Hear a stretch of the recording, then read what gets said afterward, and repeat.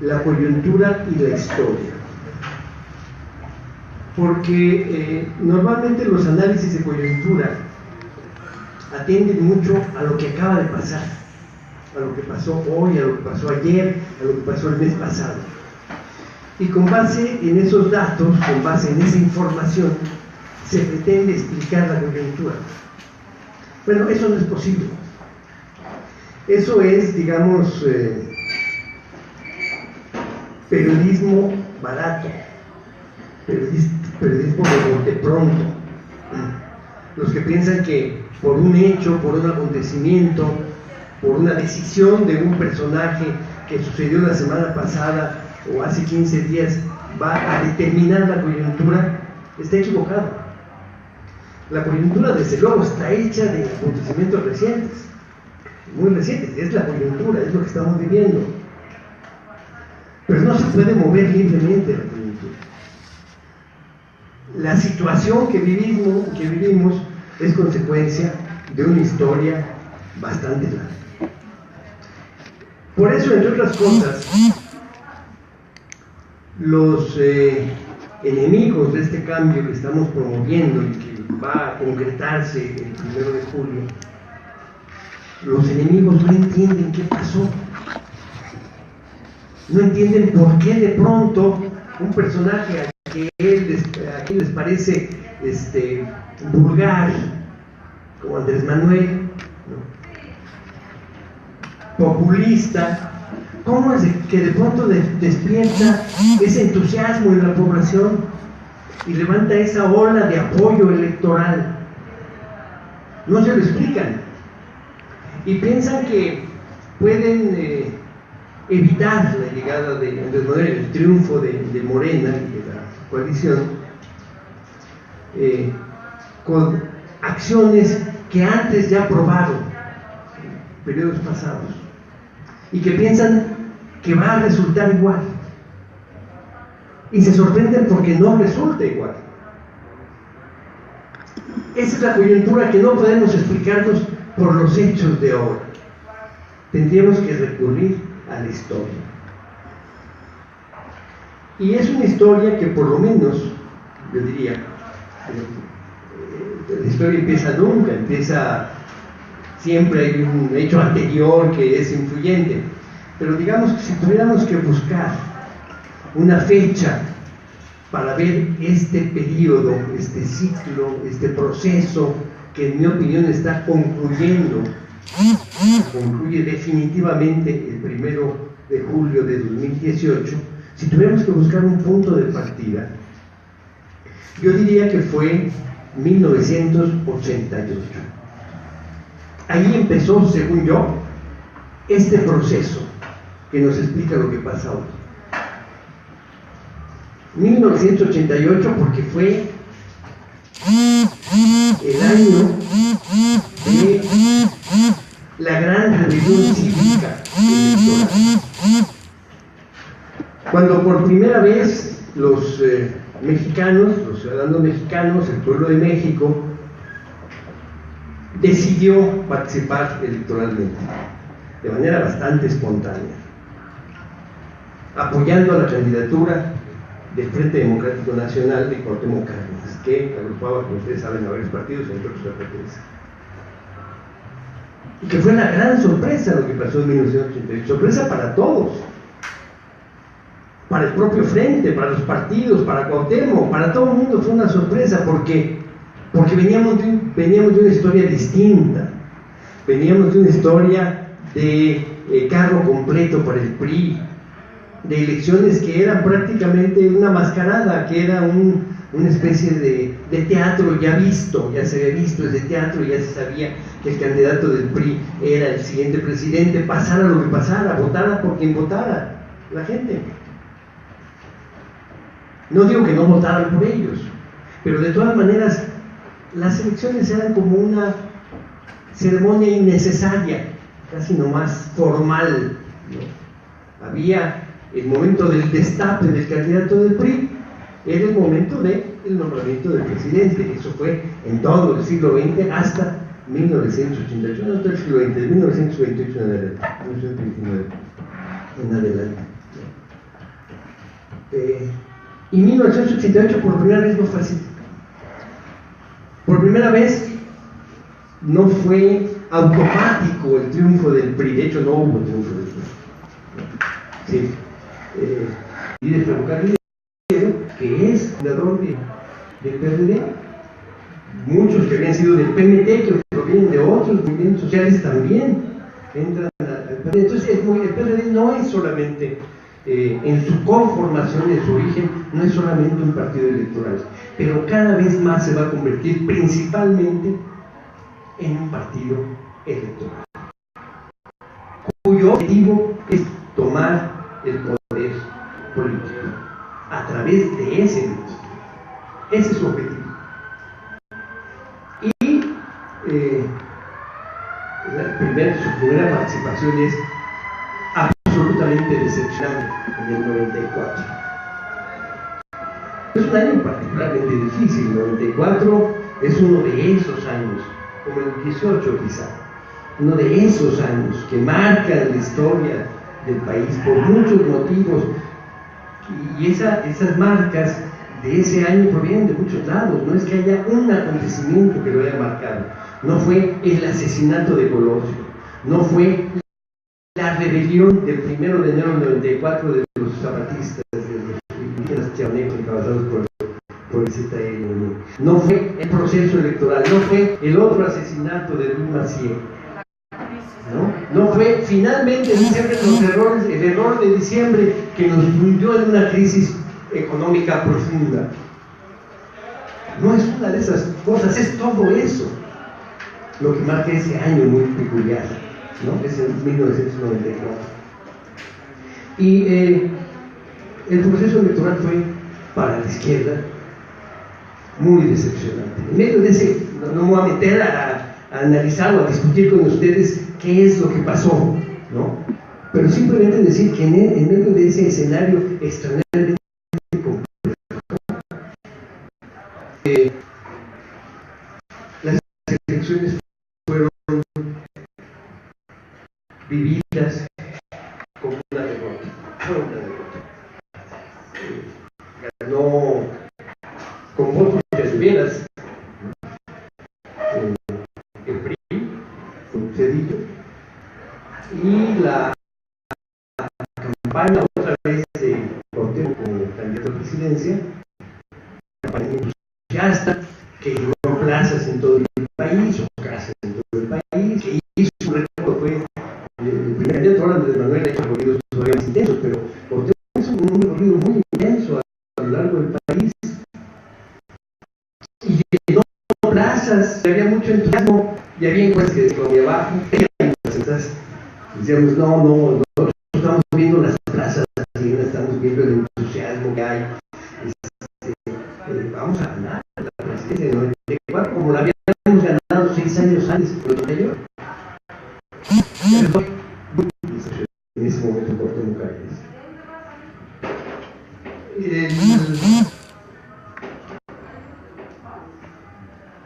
Ese es el 94. Y después de ese balde de agua que nos cayó encima,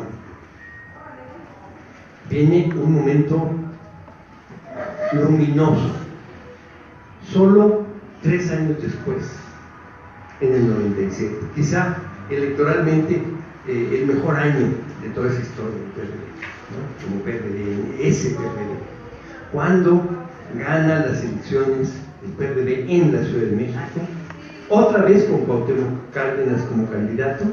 Y no solo eso, sino que el PRI por primera vez en 97 pierde la mayoría en el Congreso. Es un momento de quiebre, ¿no? Y es consecuencia de lo que ha pasado en el 88, de la fundación del PRD en el 89, de la campaña triste final del 94, de la crisis económica, y de todo eso surge el 97. Y el 97 es el momento del gran entusiasmo, ¿no? Después, el día de las elecciones, el Zócalo se llenó en la noche para festejar el gran triunfo. El Zócalo siempre es una medida de triunfo, y también de derrota, porque en el 94 también hubo un mitin ahí en el Zócalo decaído, y hubo un discurso de Cuauhtémoc muy largo, como siempre da sus discursos, en que explicaba las cosas, ¿no? Eso fue, digamos, los dos momentos. El 94, un momento de derrota, después de que en el 88 había sido la gran rebelión cívica electoral, que no se concretó en un triunfo, sino que se formó el PRD. Después viene el momento triste del 94, y después viene un momento luminoso, ¿no? El triunfo. Y parecía que el 2000 era el año de la toma del poder de la presidencia por parte de la izquierda. En el 97 lo veíamos ahí, ¿no? Estaba ahí a 3 años, y eso quizá produjo muchos errores estratégicos, y lo he visto ya en perspectiva, pero en ese momento lo plantearon como un objetivo lógico, y mucha gente lo tomó en serio, ¿no? Mucha gente de la izquierda. Yo no digo que por eso hayan ganado votos, ¿no?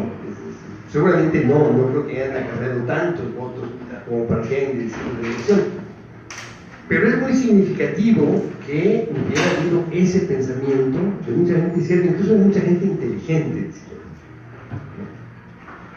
Que se sumaron a esa idea de lo que importa es sacar al PRI de los pinos, porque eso va a cambiar las cosas, la lógica política, la correlación de fuerzas, va a haber un cambio de régimen, va a haber una mayor libertad política, va a haber una mayor posibilidad de organización crítica, etcétera, etcétera, etcétera. Bueno, ya a toro pasado es fácil ganar ese debate, pero en ese momento había el debate, ¿no? A toro pasado, porque ya sabemos quién era Fox y qué es lo que hizo y cómo finalmente acabó tomando todos los elementos de la política priista, ¿no? Y simplemente los continuó con otro color, ¿no? Pintado de azul, pero era exactamente lo mismo. Incluso algunos de los puntos programáticos históricos del PAN, como estar en contra de las corporaciones sindicales, ¿no? Entonces les olvidó apenas llegaron al poder, y aprovecharon ese control de las corporaciones sindicales, del chavismo sindical, y utilizarlo al servicio del gobierno panista, y eso continuó también en el siguiente sexenio.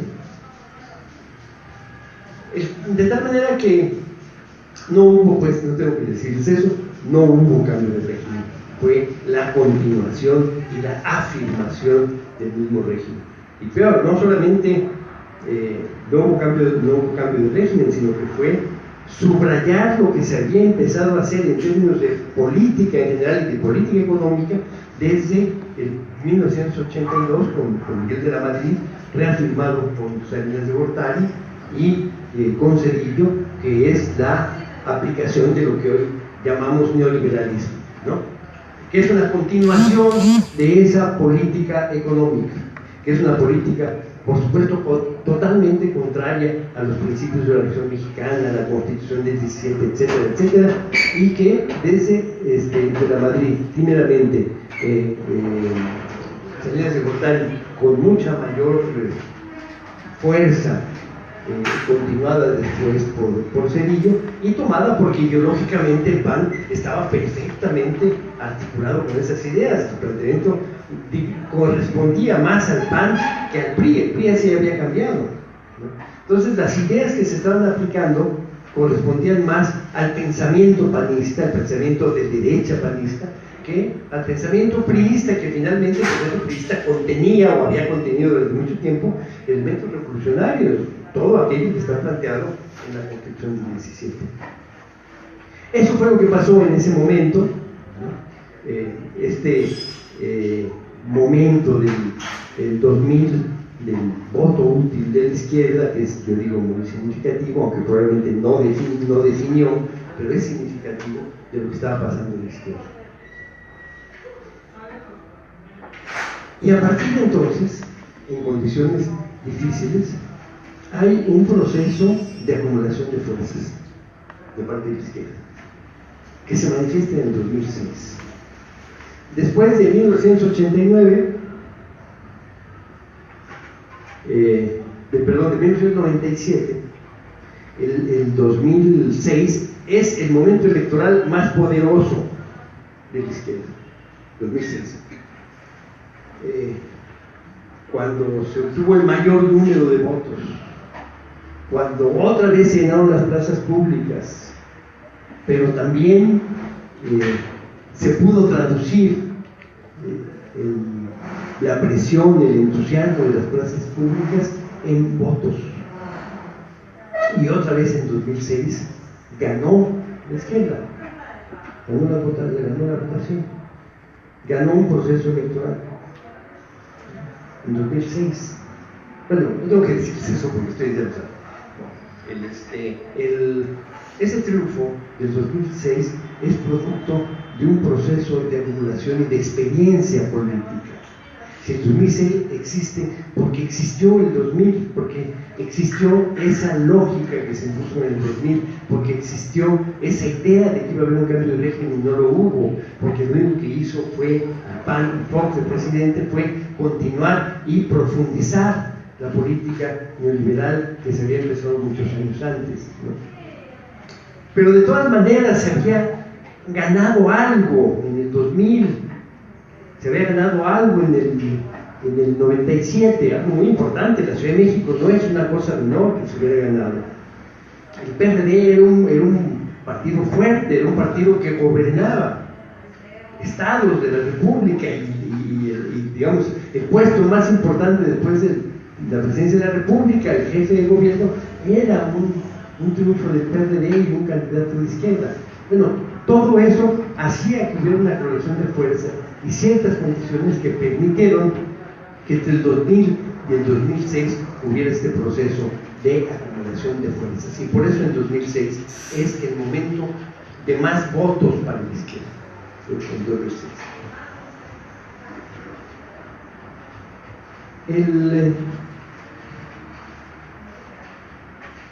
El gobierno de Calderón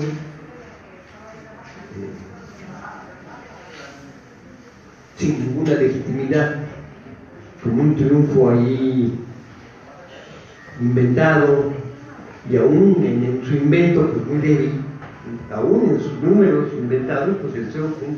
Era 53 o 56% de la votación, pues era un triunfo pues, muy pequeñito, aún con sus datos, digo, desde luego que no ganó, pero aún se hubiera ganado con ese mínimo porcentaje, pues obviamente era un gobierno que no tenía legitimidad ni fuerza.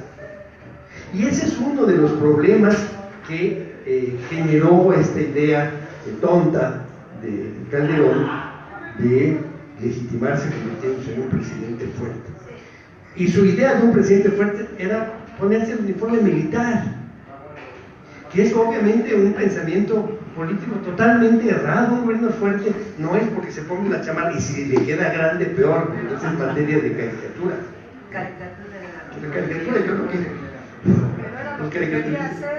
¿Perdón? Se puso la militar para después meter al ejército. O sea, Claro. Él se puso el uniforme militar y entonces declaró la guerra, porque lo que quería, la guerra al narcotráfico y al crimen organizado.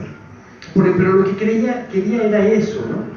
Él creía, además, supongo que iba a ganar la batalla contra el narcotráfico, porque no es un pensamiento muy elaborado, es un pensamiento muy elemental, ¿no?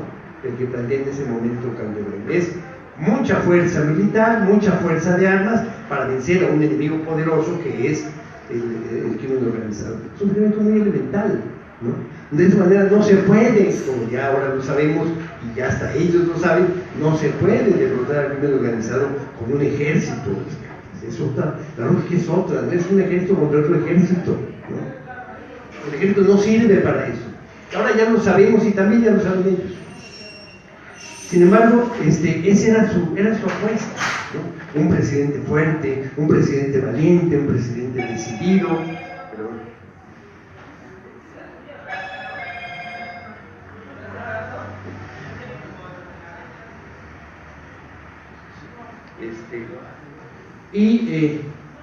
Pues el país se metió en una lógica un tobogán de violencia y de muertos y de desaparecidos del que todavía hasta la fecha no se ha cumplido.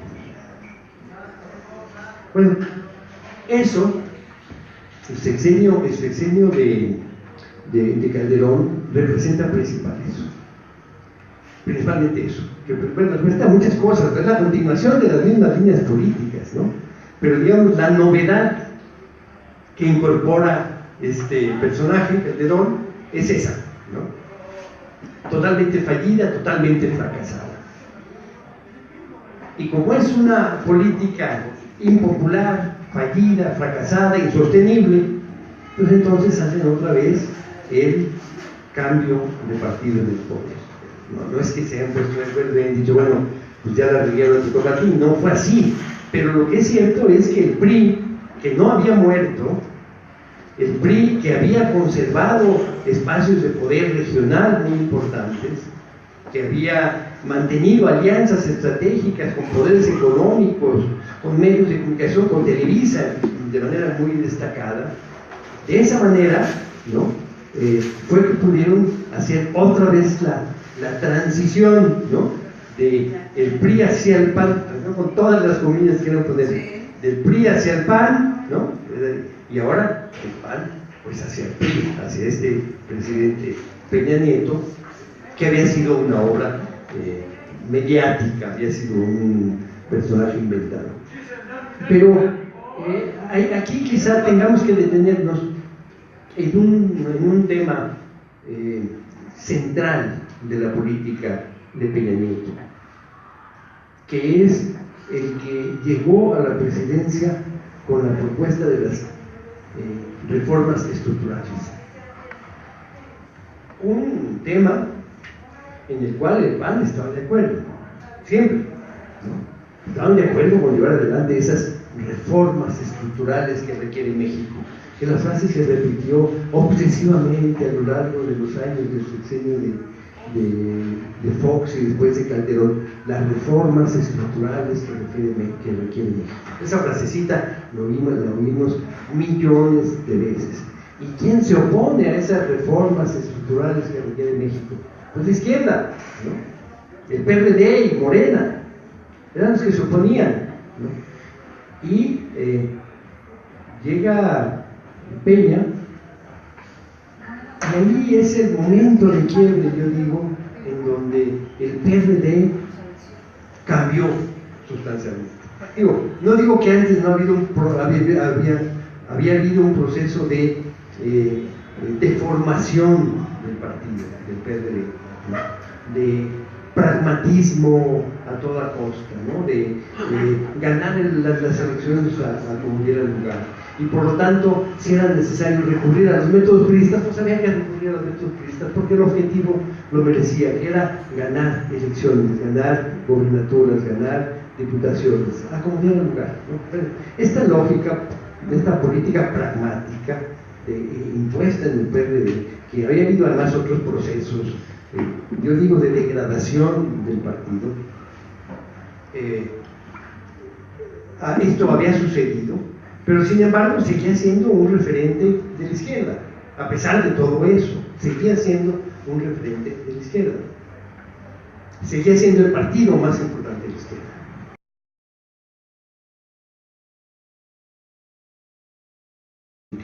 El movimiento indígena, la famosa marcha zapatista por el color de la tierra en 2001, que fue un fenómeno extraordinario, ¿no?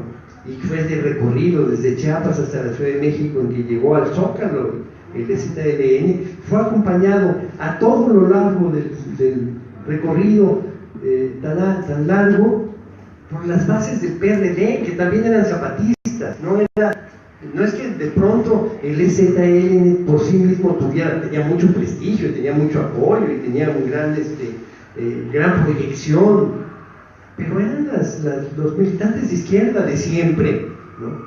Que antes habían sido de otros partidos, que después fueron de los movimientos sociales, que después fueron del PRD, los que acompañaron la marcha al color de la tierra hasta el final. Bueno, lo que quiero decir es que el PRD en efecto había de su origen hasta el 2012 había sufrido una un deterioro de sus formas de acción, de su ética política, yo digo, sin duda, en algunos casos de manera muy clara. Pero el momento en el cual el PRD se convierte en otra cosa es cuando sube Peña Nieto al poder y se firma el Pacto por México. Ese es el momento de quiebre, en donde ya no es sostenible el PRD como un partido de oposición de izquierda. Es un partido de izquierda, con comillas, ahora si quieran poner, de izquierda, que colabora con el gobierno, ¿no? Que está dispuesto a aceptar las famosas reformas estructurales que necesita México. No se atrevieron en el Pacto por México, no se atrevió el PRD a firmar la reforma energética. Esa no la... Se dijo de una manera bastante ambigua lo que había que hacer en esa materia, pero todas las demás sí. La educativa, por ejemplo, todavía se sienten orgullosos algunos dirigentes del PRD de haber propuesto y votado a favor de la reforma educativa, aún ahora, después del desastre que fue. La firma del Pacto por México, yo digo que es el momento de rompimiento, el momento en que se convirtió en otra cosa, en un partido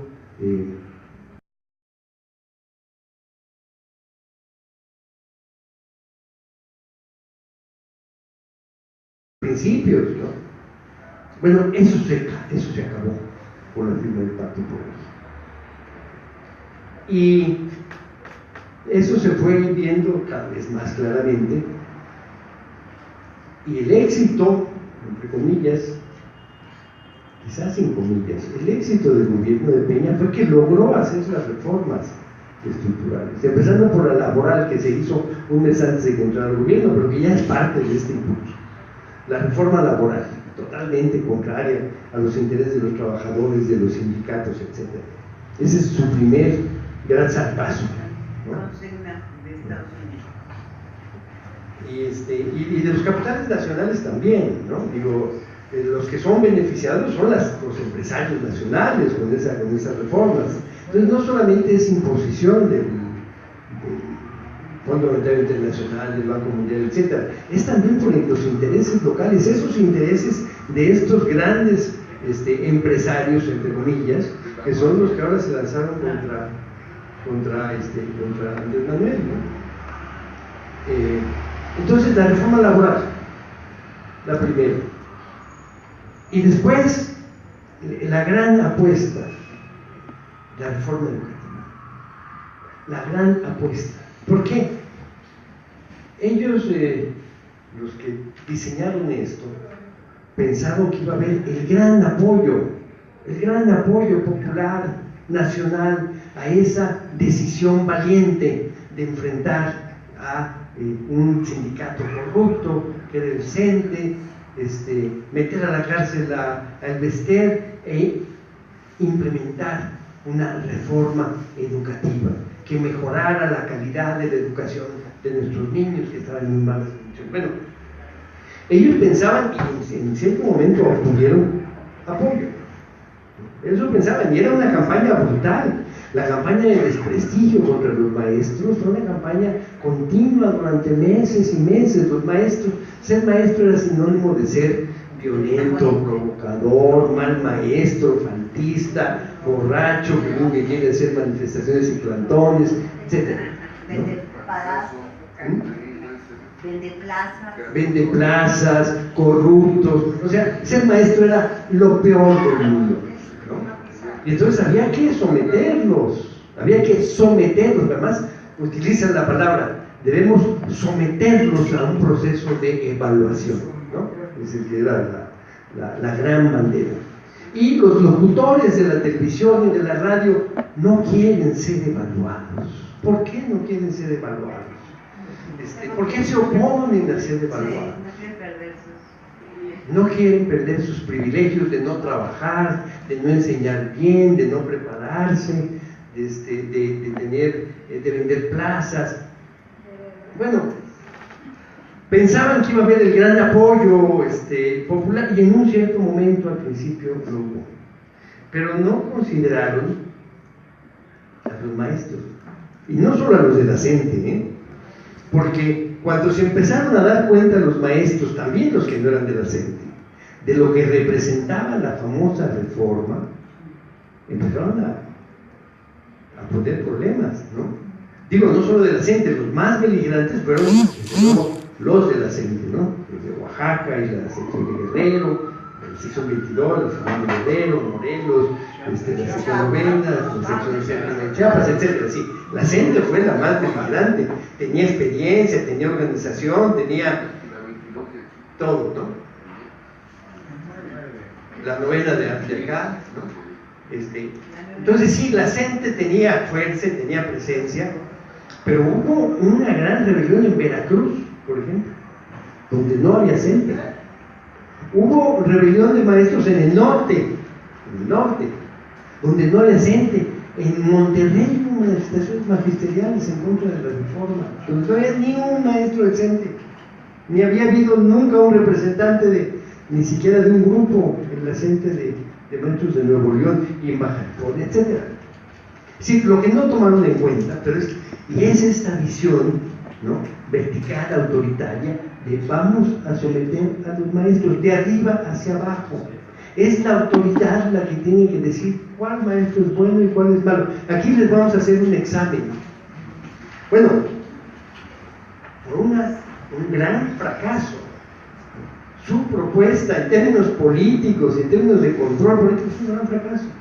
El hecho de que para evaluar a 10,000 maestros tuvieran que movilizar a 20,000 policías era una estupidez mayor, ¿no? Era no querer ver las cosas que estaban sucediendo. De tal manera que su reforma educativa, que los maestros llamaron, no es una reforma educativa, es una reforma laboral, porque volver a este control vertical del sindicalismo. Y les estorbaba el vestir por una forma muy desprestigiada, porque en efecto era muy corrupta. Digo, no por otra razón, había sido capaz de comprarse las propiedades en San Diego. Digo, no, un maestro, aunque tenga 3 o 4 o 5 plazas, no puede comprar una casa de ese tipo. Obviamente hay una enorme corrupción en el sindicato, y el principal aliado de esa corrupción de los dirigentes era la educación pública, el secretario de Educación Pública, el presidente de la República, que era amigo de la maestra y se tomaba fotos. Siempre se supo que era muy corrupta, pero eso no importa, porque ser corrupto no es malo. Lo malo es cuando se enfrentan a los intereses centrales del gobierno. Entonces, si no, ahí es corrupta, hay que meterla a la cárcel. Y su segundo no era corrupto, no, la corrupta nomás era ella, ¿no? El que era su segundo se queda como secretario general, como presidente, Díaz de la Torre. Sí, Díaz de la Torre, era totalmente elvista, era su segundo. Pero pues lo llaman a gobernación, lo sientan en una mesa y le dicen: tienes de 2 sopas, ¿quieres seguir apoyando el Vesterbro? ¿Quieres ser el jefe? El jefe sometido al gobierno. No, pues lo que usted diga, ¿no? Y después aprobamos la reforma. Que el Vesterbro hubiera aprobado también la reforma educativa, lo que quería era negociar posiciones. Pero entonces, todo este operativo les falló terriblemente. Porque si alguien había denunciado que el Vester era corrupto, era la CENTE. La había señalado una y otra vez, incluso de asesina, como cómplice o más que cómplice del asesinato de maestros en el movimiento magisterial, en particular de Misael Núñez, en el 80, ¿no? En el 80 mataron a Misael. Entonces, desde entonces se le había acusado de no solamente de charra, corrupta, incluso asesina.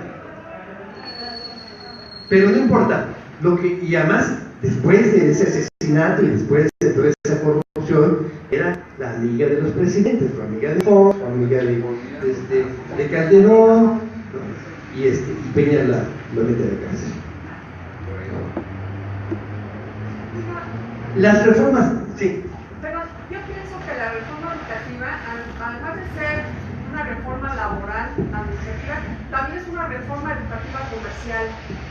Bueno. Porque ahorita está la cuestión de meter los cursos en las secundarias, sí, y toda la ideología de que además, yo tengo una amiga que es de escuela privada, que es maestra de inglés, y es ellos ahorita están haciendo más trabajo burocrático de estar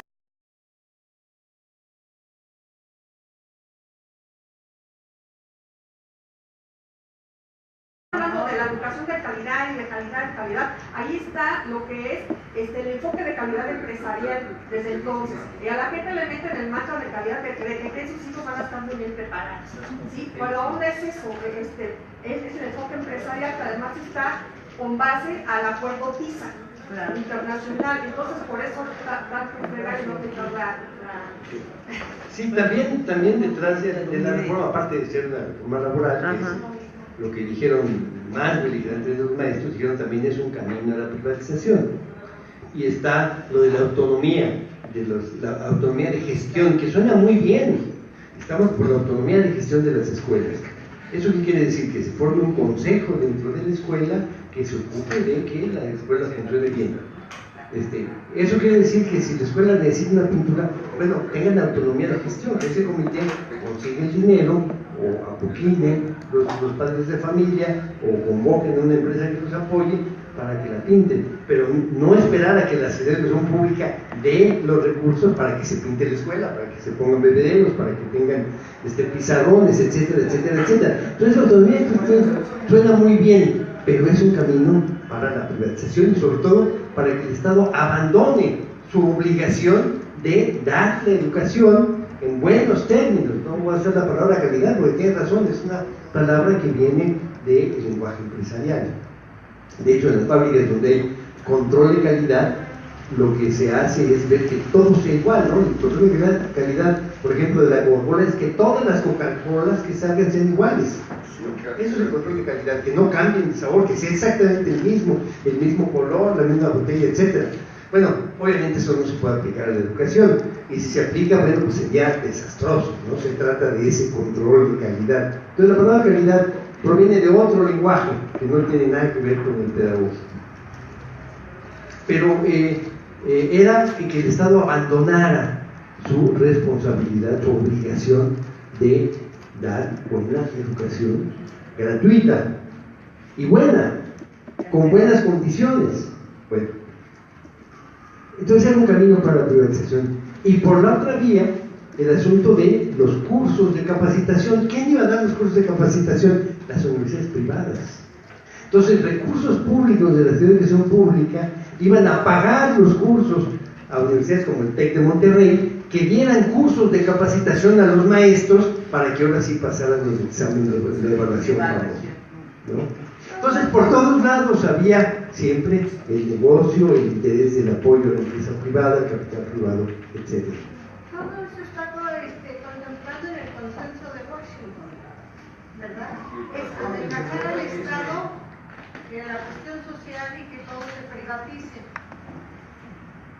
Ojalá nos pudiera hablar de este tratado, todo lo que contempla y toda serie de reformas y a quienes beneficia. O sea, el que consiste para mí en que el pueblo, a través de la educación, a través de todos los servicios, salud, todo lo que tenemos. Compañera, vamos a dejar lo que termine, porque entonces pierde la... Sí, pero sí está bien. El pueblo subsidia los grandes capitales.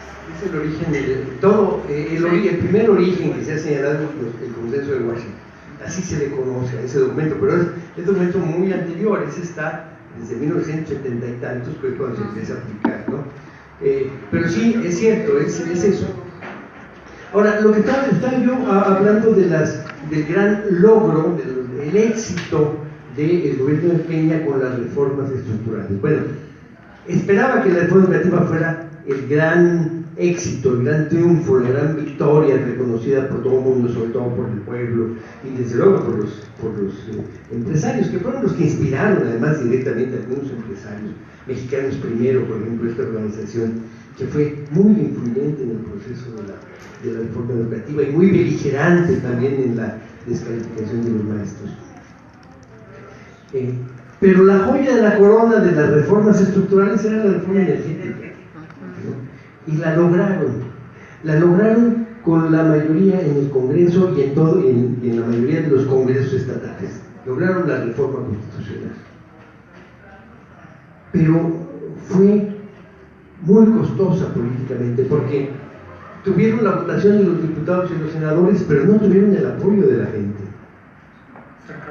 La gente, el pueblo, la mayoría de los ciudadanos, o como quieran llamarlo, nunca estuvo de acuerdo con la reforma constitucional, con la reforma energética, con la privatización del petróleo, ¿no? Este era un punto inamovible en el discurso político priista original y que desde el periodo cardenista arraigó en el pueblo mexicano y nunca lo movieron, hasta ahora. Cambiaron los estatutos del PRI para eso. Perdón, tuvieron que modificar los estatutos del PRI. Pero en la conciencia de la gente, la idea de el petróleo es de la nación, es nuestro, esa desde 1938 hasta hoy sigue siendo dominante en el pensamiento de la mayoría de los ciudadanos. Y nos robaron el petróleo, nos quitaron el petróleo, así como se lo quitamos a las empresas transnacionales con la expropiación del 38, ahora nos quitaron en 2013, nos quitaron el petróleo. Y esto que fue un gran logro desde el punto de vista de las empresas, desde el punto de vista del capital, desde el punto de vista de los empresarios, de los grandes empresarios, no de los pequeños empresarios, desde el punto de vista del gobierno, desde el punto de vista del gobierno de Estados Unidos, de otros gobiernos. México se moderniza finalmente, el petróleo entra al mercado, el petróleo se privatiza, mirando allí en el lenguaje constitucional que sigue siendo la nación, pero en realidad es la privatización del petróleo, es el gran logro, pero es un logro muy costoso en términos de apoyo de la población. Y además venía acompañado, y esto es, además de la idea de que el petróleo es nuestro, en toda esa campaña de propaganda para convencer a la gente de que había que hacer la reforma energética, que era necesario, que era bueno para el país, que era moderno. Absurda, digo yo, porque llegaron a poner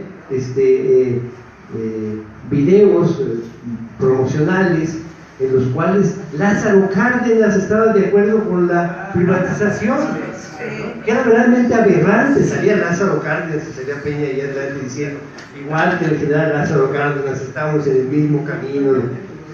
Era aberrante.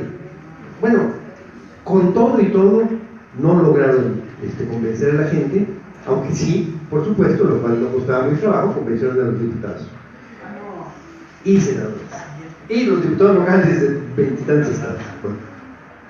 Pero iba acompañado con esta gran campaña de publicidad de que es necesario y es bueno y es moderno y va a traer inversión y va a traer buenos empleos, etcétera, etcétera, etcétera.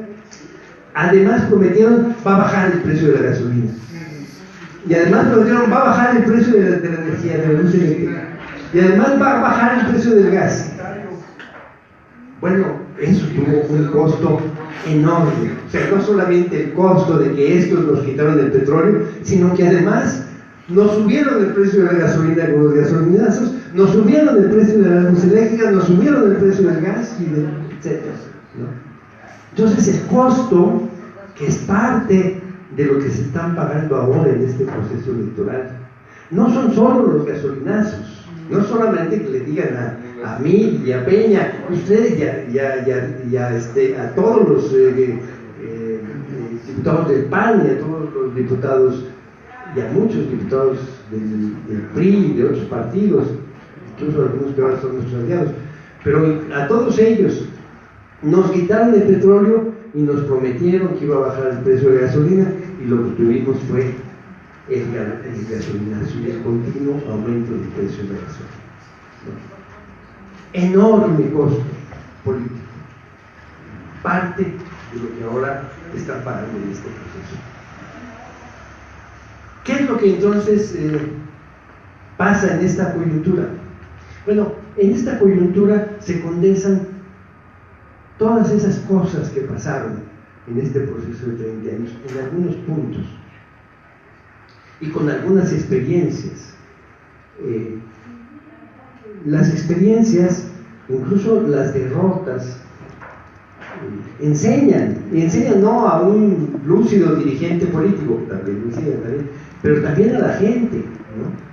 De tal manera que cuando creyeron que podían aplicar las mismas ideas que aplicaron en el 2006 y que aplicaron en el 2012 para desprestigiar a un líder como Andrés Manuel, llamándolo populista, y que iba a ser una nueva Venezuela de México, que iba a acabar con las libertades, con cosas absurdas que dijeron en el 2006 y otra vez en el 2012 y otra vez ahora, y ahora no les funcionó. Esta es la diferencia, ¿no? O sea, esas experiencias cuentan, ¿no? Nos dijeron que iba a pasar esto, pero no pasó. Nos dijeron que iba a bajar el precio de los alimentos, no bajó. Nos dijeron, no sucede. Es decir, es una acumulación.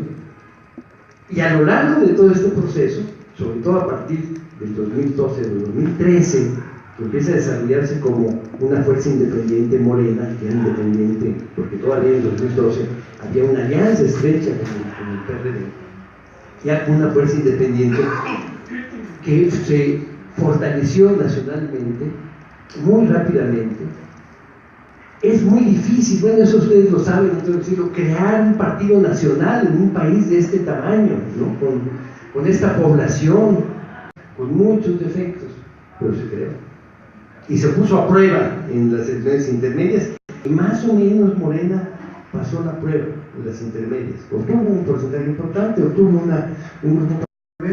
Y creo que tenemos que pensar qué vamos a hacer si a esto se les ocurre. Yo pienso que son muy maléficos y muy corruptos, y ellos quieren que esto siga por los siglos de los siglos. Amén.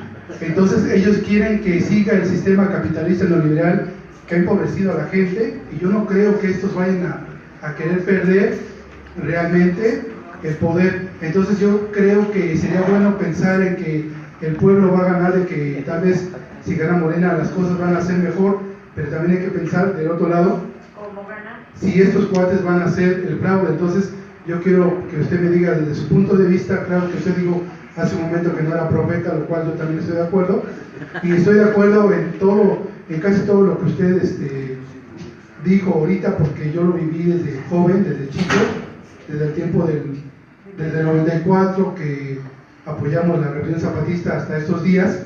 Entonces sí, me gustaría escuchar su opinión. Muchas gracias por venir.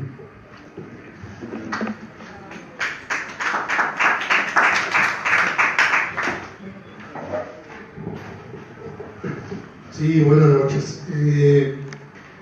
Hay un concepto que se ha manejado mucho de Andrés respecto a la imagen moral que tiene, y respecto a que con el ejemplo se van a resolver muchas situaciones del país. Es cuestionable, por ejemplo, yo visité la Ciudad de México yo vengo del norte del país, visité hace varios años el Distrito Federal, y en la época del licenciado Andrés Manuel, todo el mundo comentaba que todo se había mejorado, que era un modelo a seguir muy importante. Algunas cosas las ha seguido el propio PRI, pero hoy que regreso de nuevo al Distrito Federal me dicen cuídate la cartera, no llegues noche a tal parte, cuidado en los centros comerciales, y ahí es donde viene mi reflexión, ¿verdad? Si Andrés Manuel estuvo varios años al frente de un gobierno, entonces ¿qué fue lo que creó? O sea, ¿sirve entonces como modelo, o tenemos que tener a Andrés Manuel todo el tiempo al frente de algo? Porque si al gobernar una gran ciudad no dejas un referente, entonces hay que buscar mecanismos organizativos que nos permitieran. Y, o sea, por eso ver que es cuestionable. Y yo lo digo porque vengo del norte, y allá Morena ha crecido mucho. Está desbordada Morena, pero está desbordada con priistas, con panistas, con delincuentes que han ingresado a Morena. Sí está excesivamente. Ahorita en ese momento, por ejemplo, en Reynosa, no hay comité municipal de Morena. Está creciendo y han crecido, pero han crecido los panistas y los priistas y gentes que vinieron ahí. Ese no es un referente moral para construir una nueva sociedad, al menos de donde yo vengo. Y entonces ahí es donde viene, y el ejemplo.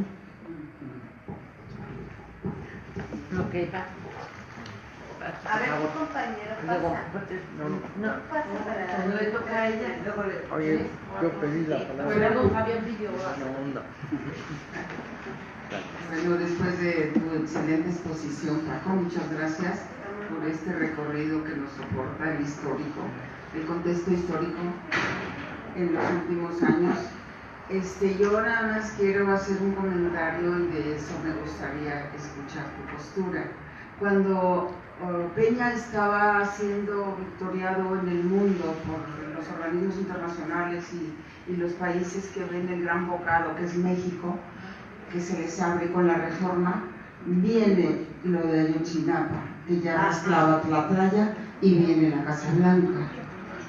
Y a esto, o sea, esta cuestión, le quiero sumar lo de la corrupción, ¿no? El gran daño de la corrupción, México convertido en una fosa común, que si más de 250,000 muertos, y que si 35,000 desaparecidos, y por si fuera poco, ahorita el gran escándalo, la agresividad esta del gobierno de Estados Unidos contra los niños, ¿no? Contra los migrantes.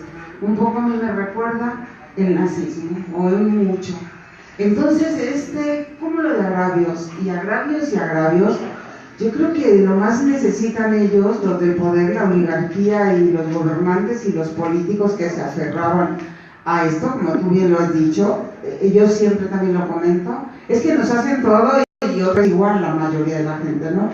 Sigue por el mismo camino. Entonces, los agravios en estos 6 años han sido demasiados. Creo que rompieron todas las barreras y todas las marcas ellos mismos, ¿no? Y le hicieron mal y seguía porque todas estas muertes como y lo de San Fernando y lo de acá, no recuerdo ahora, quitar los ríos, los bosques, esta venta, las minas, está el pueblo enardecido, lo están despojando, el saqueo, ¿no? Ahí sí me gustaría tu comentario. Buenas noches, compañeros. Como siempre, yo quiero agradecerle al ponente porque lo que nos expuso, muchos de los puntos, por supuesto que muchos los conocemos, pero siempre es muy interesante escucharlo de alguien que es un estudioso de la materia y que tiene elementos suficientes pues, para decirnos con puntualidad cómo han ocurrido esos sucesos. Y además en una forma amena, ¿verdad? Porque lo hizo muy coloquialmente, con un lenguaje que todos entendemos, sin demasiados tecnicismos ni mucho menos.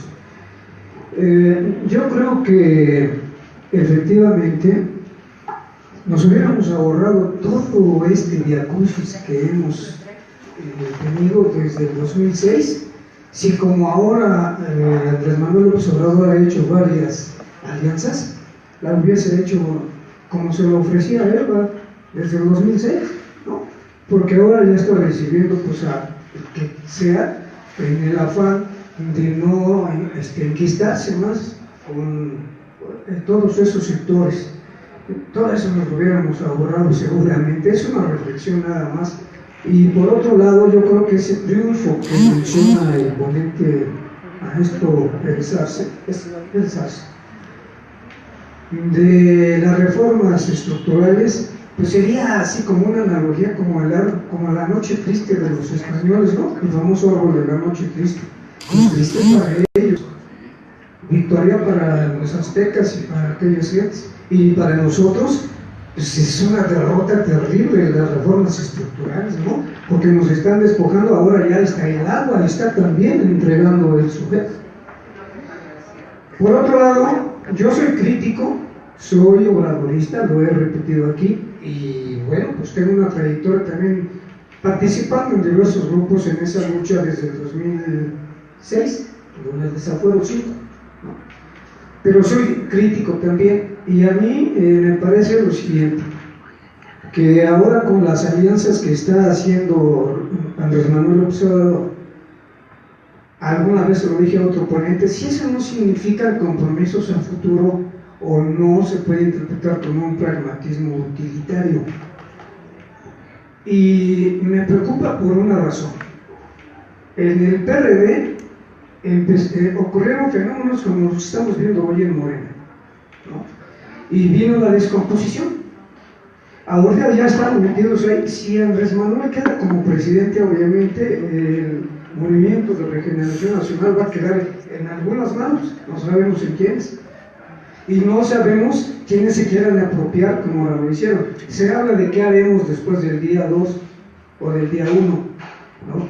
Pues simplemente yo creo que apoyar a quien sea el presidente, sabemos que será López Obrador, apoyarlo, pero también estar muy vigilantes de qué pasa con ese movimiento, porque es de todos, no es de alguien, no es de un grupito, para ver que no se lo apropien y que nuevamente caigamos en lo que estamos ahorita.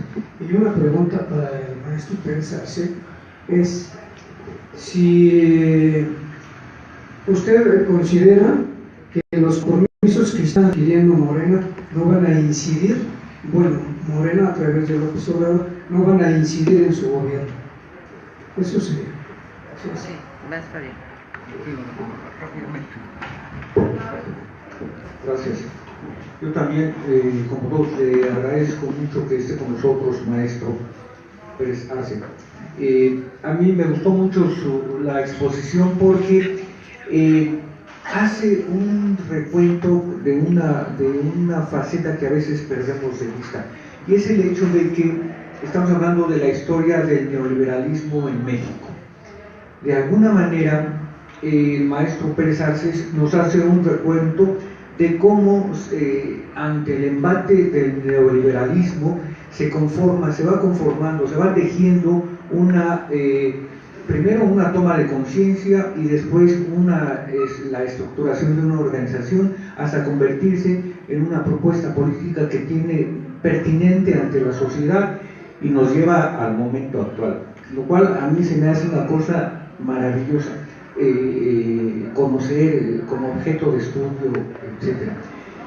Me parece que uno de los aspectos que hay que destacar también es el hecho de que él nos dice, bueno, el PRD en un momento dado se convirtió en un partido electorero. ¿Estás ahí? Porque entonces estamos hablando de la historia del neoliberalismo, y el neoliberalismo lo podemos ver como la estrategia para la desestructuración de los compromisos sociales, como la estrategia para la ruptura de los vínculos del tejido social, de la idea de sociedad. Entonces, contraponerse a esta dinámica de destrucción implica la idea de construir la sociedad, una idea civilizatoria, podemos decirlo así. Y lo llevo al nivel empírico. Hablamos de que, digamos que los partidos políticos fueron cooptados a través de las, ¿cómo se llaman?, prerrogativas electorales y todo eso, y por eso llegó el momento en el que se olvidaron de su proyecto político y se convirtieron en una rebatinga por el presupuesto. En ese sentido también Morena plantea un cambio significativo cuando dice, no, momento, de la lana que llega, la mitad se va para escuelas o para otros fines, ¿no? Es decir, la lana no los mueve, por lo menos en la postura política. Lo que trato de señalar es el hecho de que ahora nos enfrentamos a cómo construir un impulso civilizatorio, ¿no? Entonces, el maestro nos hace también un recuento de este periodo. Vemos a veces al neoliberalismo como un fenómeno económico. No nos bajaron la lana, no, nos cobran más, no, el gasolinazo, pero el neoliberalismo tiene una faceta política, social, y me parece que el maestro Pérez hace una aportación muy significativa de esa visión, cómo ocurrió, cómo aterrizó, cómo se tejió, cómo se estructuró y agarró raíces el neoliberalismo en la política y logró su proyecto. Y ahora, ¿por qué? Porque una contraposición civilizatoria tiene que empezar a desarticular. Y yo me regreso a lo empírico. ¿Cómo podemos construir un partido que pueda reconstruir precisamente un proyecto político, que pueda dejar atrás la idea de que lo fundamental de un partido político es ganar? Gracias, maestro.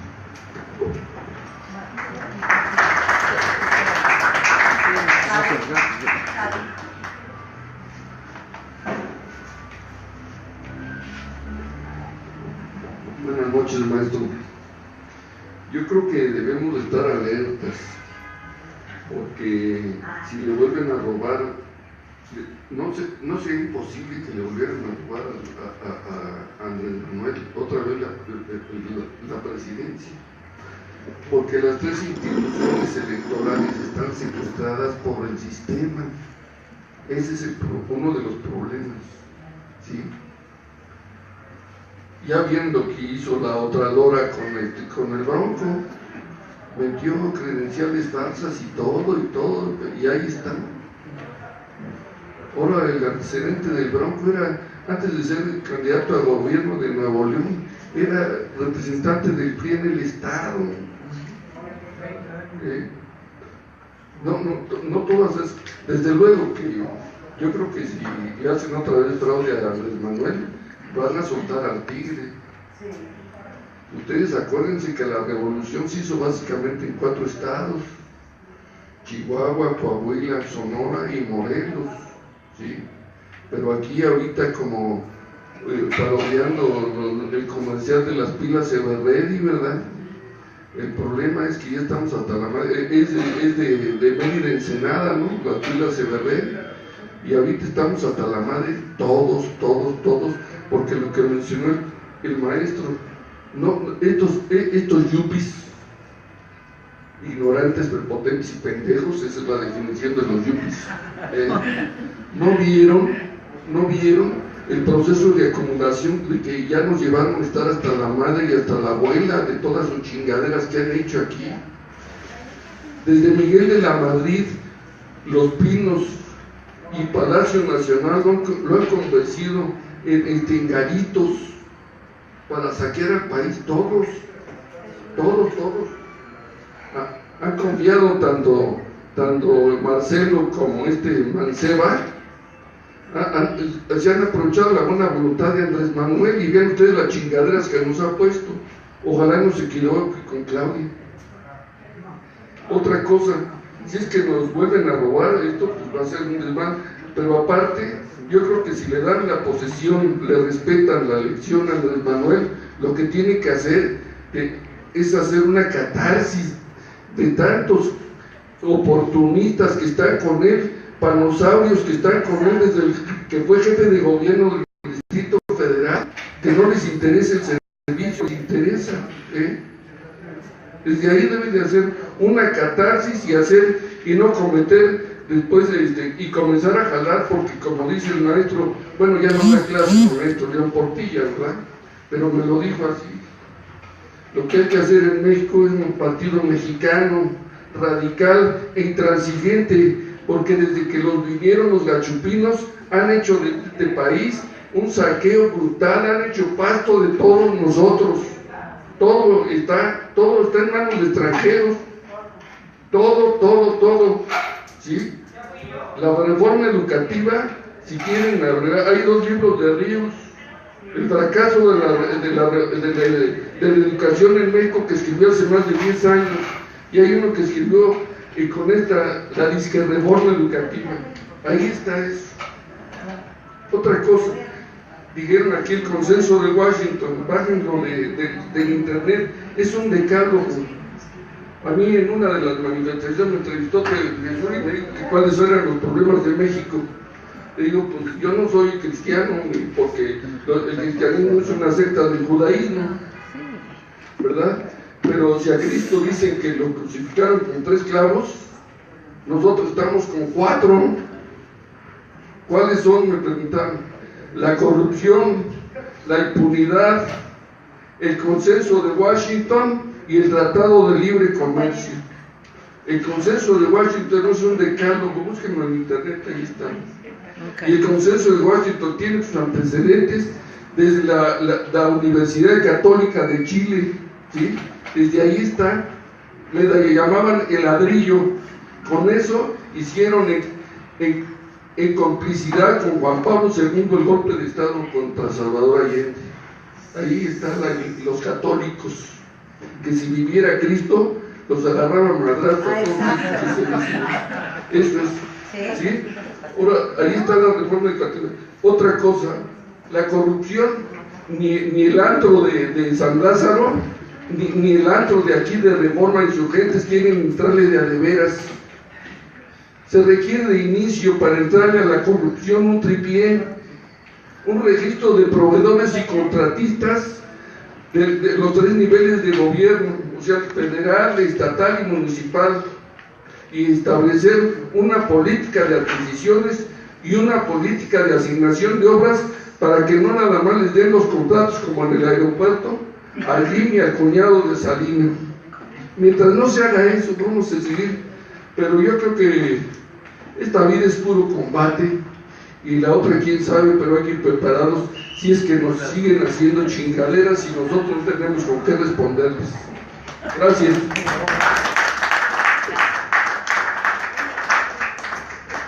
Ya, déjalo Ángel,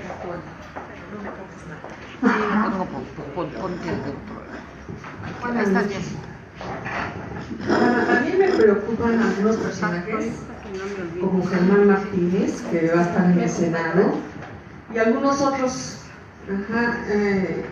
Germán Martínez siempre estuvo en contra de que el petróleo fuera de México, y estuvo en contra de Pemex. Hasta cuando fue la reforma energética dijo que eso había sido un triunfo cultural del PAN.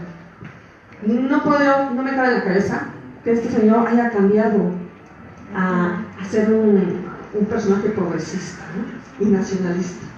Y desde mi punto de vista va a meter zancadilla en el Senado para echar abajo las reformas y tal vez otros más. Esteban Moctezuma, pues, como que para educación, ¿no? Villalobos, que hace tratado en Monsanto, pues yo no creo que esté desligado de Monsanto y que el campo se pueda recuperar con este señor. Ojalá que AMLO lo quite y ponga a alguien que realmente le interese, que tengamos las semillas nacionales y se pueda producir, se pueda mejorar el campo, ¿no? Y ahora se le acusa a AMLO de que, dicen, es comunista, socialista. Desde mi punto de vista no es ni una cosa ni la otra, es keynesiano. Entonces, no sé usted qué me pueda poner al respecto. Gracias. Ya la última. Les recuerdo los que quieran los libros del maestro, valen 50 pesos para que pues aprovechen la nota. Maestro Pérez Arce, muchas gracias ¿Me das otra Laura? tan amplia y el seguimiento como nos fue llevando. No se se lo oye. agradezco. Ahora, yo tengo algunas preguntas. Dada la situación de que el PRI, pues no es como Jalisco, no tiene rebajas, en este caso ellos compran a la gente y nos tienen bien medidos por los pobres que ellos mismos generan, por la ignorancia, la apatía del pueblo, etc. Entonces, ¿qué vamos a hacer para evitar que nos arrebaten el triunfo?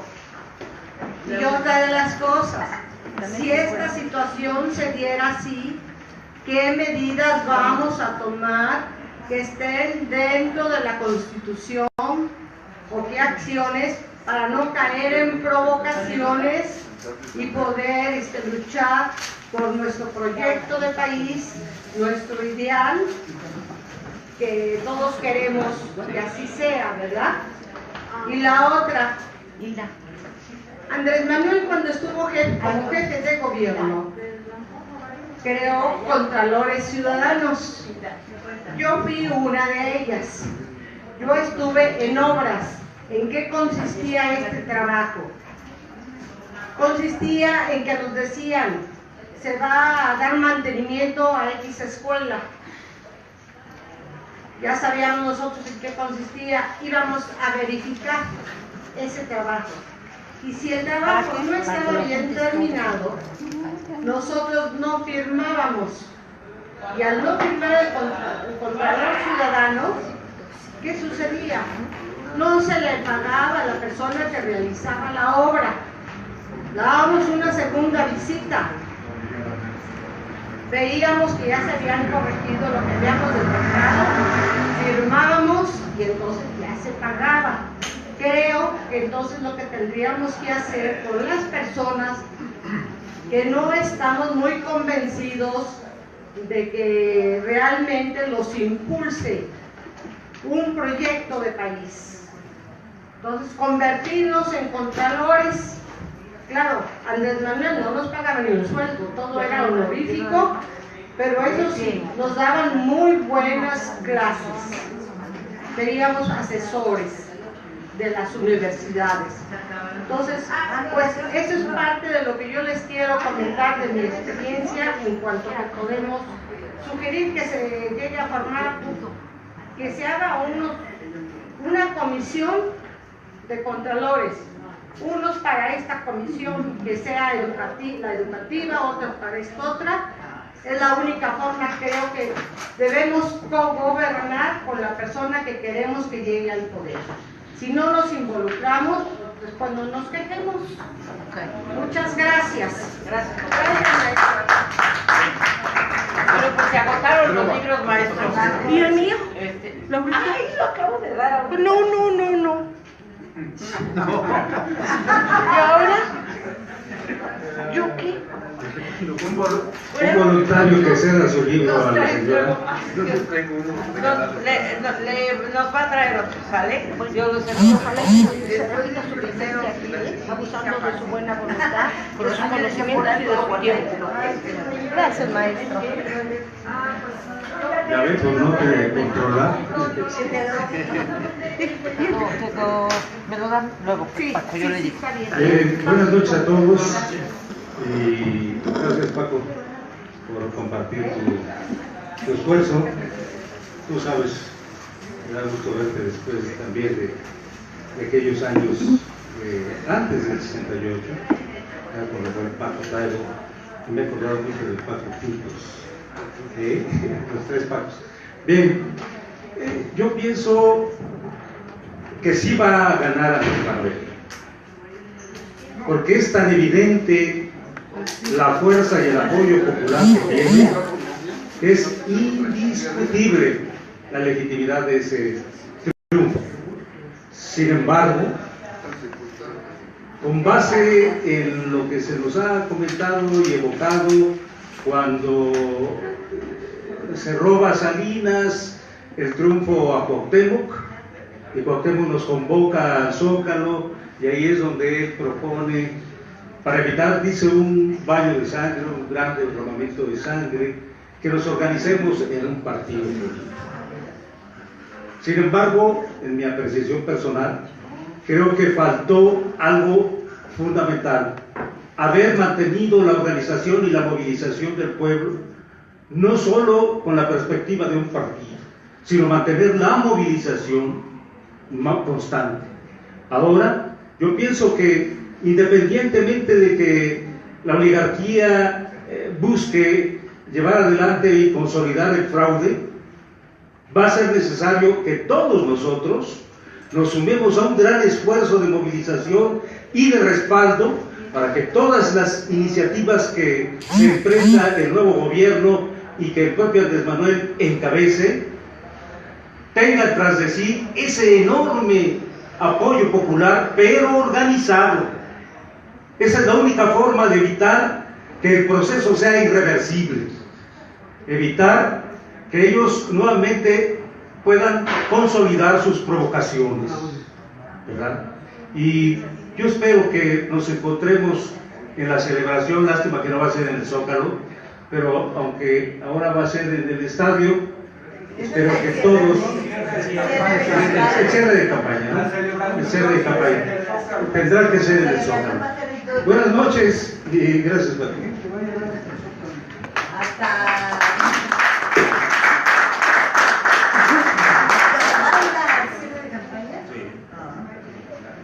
Bueno, yo digo que hubo muy pocas preguntas y prácticamente todo lo que dijeron, yo estoy de acuerdo.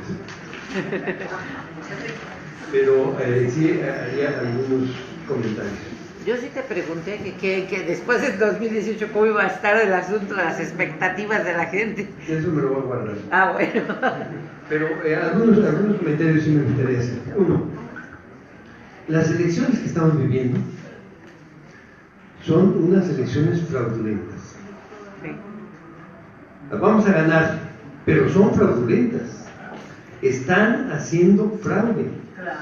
No solamente el viejo estilo de fraude que se hace metiendo votos que no existen, etcétera, contando mal, haciendo malas actas, sino desde ahora con una increíble cantidad de dinero que se está dedicando para la compra del voto, para la coerción del voto, para comprar a funcionarios de casilla, para comprometer a representantes de Morena o del PT de las casillas, comprometerlos a que no vayan o a que renuncien.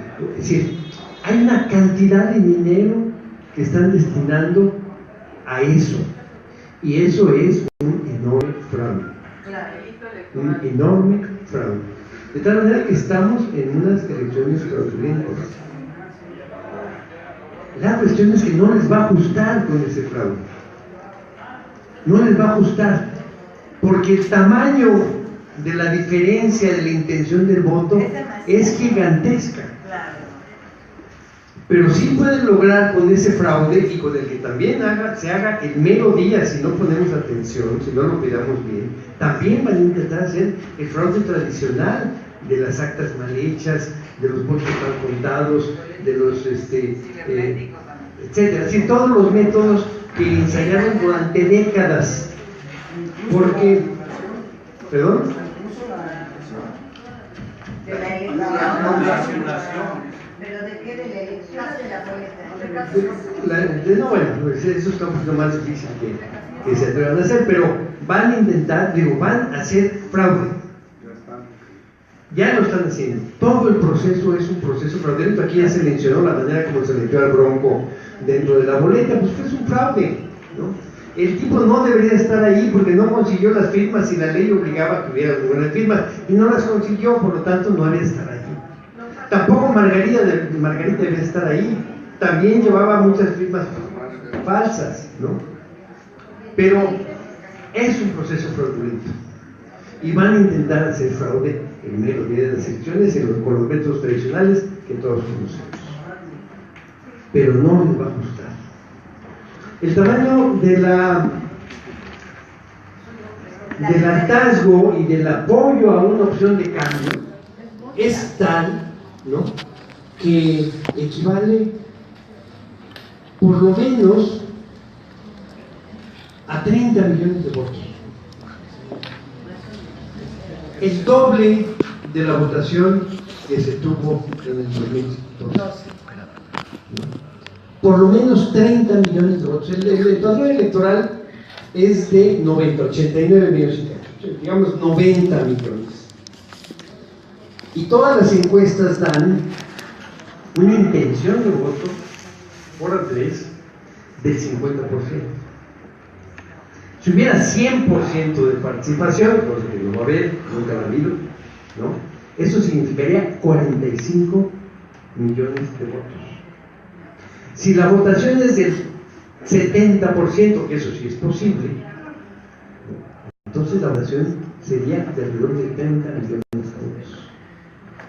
Con esta compra de votos y con este proceso con este proceso fraudulento, pueden sumarse algunos millones que no tenían, que no merecen, que no se ganaron por la vía legal, decente, moral, sino que hicieron coerción, compraron voto, dieron regalos, etc. Y con eso pueden conseguir 3 millones de votos. Pueden ganar en un estado, pueden ganar una gobernatura que no deberían ganar, pueden ganar una diputación local o una diputación federal que no deberían ganar, ¿no? Pero no les va a ajustar para la presidencia. Y probablemente tampoco para algunas gobernaturas que vamos a ganar. Porque bueno, en algunos, como por ejemplo Morelos, pues tenemos al futbolista de candidato en pleno mundial, entonces eso va a dar votos. El caso es que va goleando actualmente, en el que sentimos que nos representa, que no nos da vergüenza, al contrario, sentimos que nos representa. Y este sentimiento va a ser no solamente de los que votemos por él, sino incluso de muchos que no van a votar por él, porque van a tener miedo, o porque tienen comprometido su voto, o incluso porque dudaban si votar entre él o mejor el idiota de mí o el otro idiota de la... El otro tarado de pero incluso muchos de los que van a votar por esos tarados, dice el compañero, se van a sentir representados por un presidente, ¿no? Que les habla claramente. De tal manera que sí, enfrentamos una situación muy complicada después del sí. Si perdemos por la vía del fraude escandaloso, pero escandaloso verdaderamente, se va a armar, como bien dijo el compañero, se va a armar un desmadre, ¿no?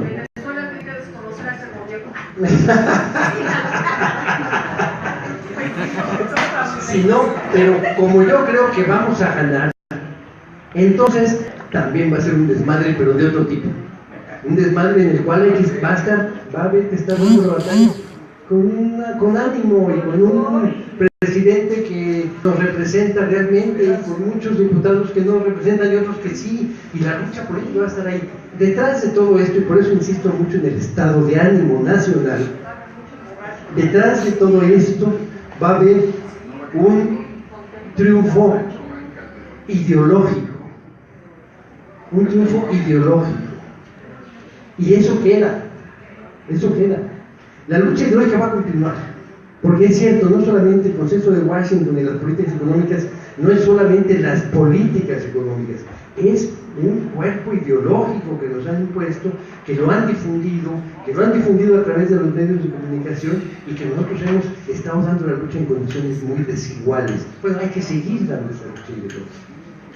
Va a haber también un cambio cultural. Yo digo que si las cosas van bien, estas elecciones que vamos a ganar van a ser las últimas en donde va a haber un proceso fraudulento de este tamaño. Las vamos a ganar, pero fue fraudulento, y van a obtener más votos de los que hubieran obtenido si no hubiera sido fraudulento.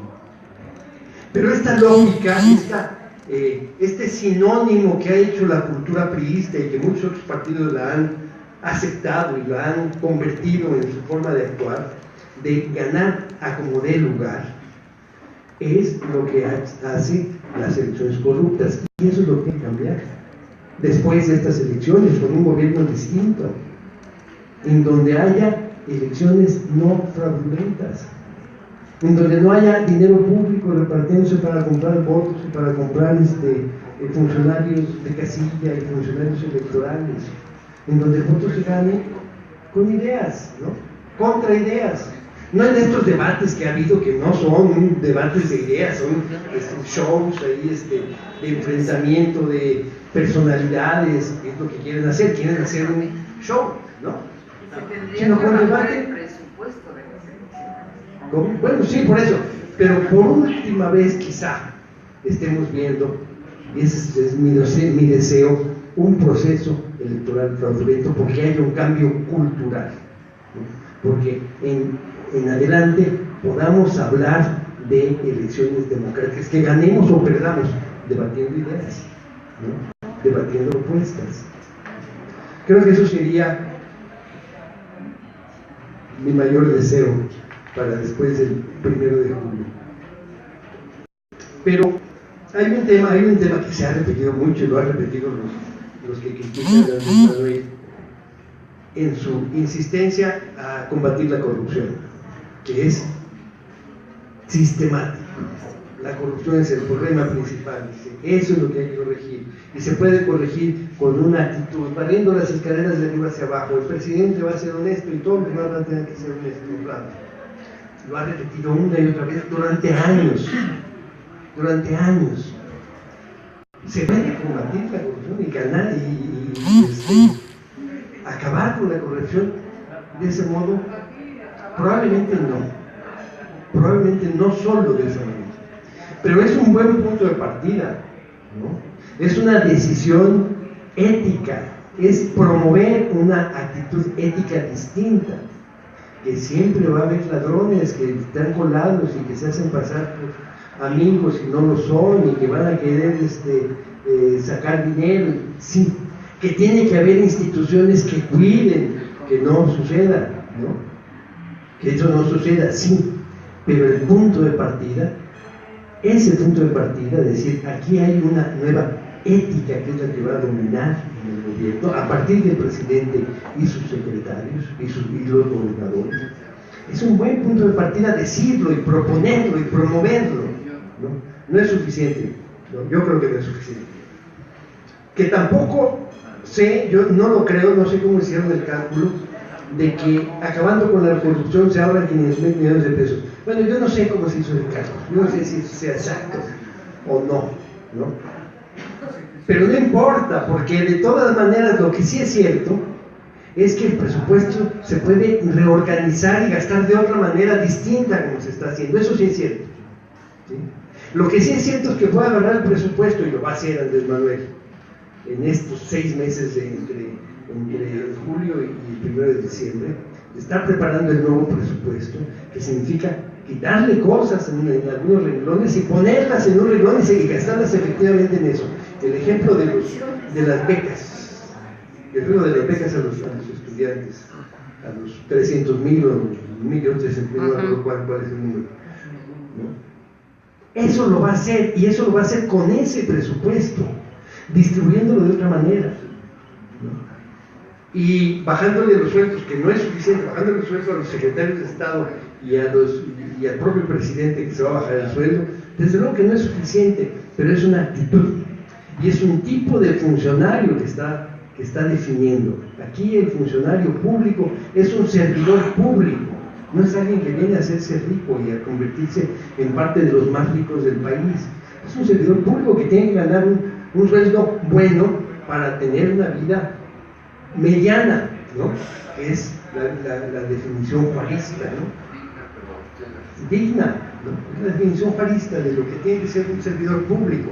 Dejar de ser jefes para ser servidores públicos. Entonces, después hay muchas dudas que aquí se han manifestado y yo las comparto todas. Quizá no sea suficiente para acabar con la corrupción la decisión del presidente de la República, quizá no, pero es un buen punto de partida. Quizá no sean 500,000 millones de pesos lo que se pueden ahorrar rápidamente, no lo sé, no sé cómo hicieron el cálculo, pero sí se puede reorganizar el presupuesto y dar prioridades y definir algunas prioridades que tienen un efecto inmediato, porque eso sí, en un año se están pagando esas becas, hay un cambio importante, inmediato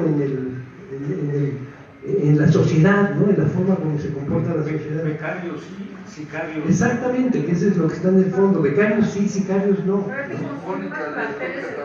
Claro, porque hay que darle espacio a todos. O sea, eso es un compromiso que también creo que va a cumplir. De que todos los que terminen la prepa o la educación media y quieran estudiar en una universidad van a tener un lugar.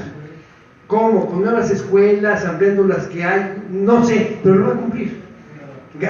Pues desde luego con gasto público, ¿no? Y darles becas a todos también lo va a cumplir. Y eso es reorganizar el presupuesto de una cierta manera para gastar en eso. Esas cosas se pueden hacer a corto, perdón. Hay un programa que se llama Becas Sí. Sí, para los de prepa.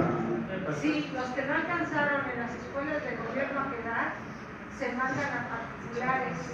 Sí. Bueno, quién sabe cuáles sean los mecanismos, seguramente serán múltiples, porque son muchos los estudiantes que no entran. Entonces, quién sabe cuál sea el mecanismo. Pero una vez que se propone que hay que hacerlo, que nadie venga a decir, es que eso no se puede. Eso es lo que no se vale, es lo que estos gobiernos dicen. No, es que no se puede.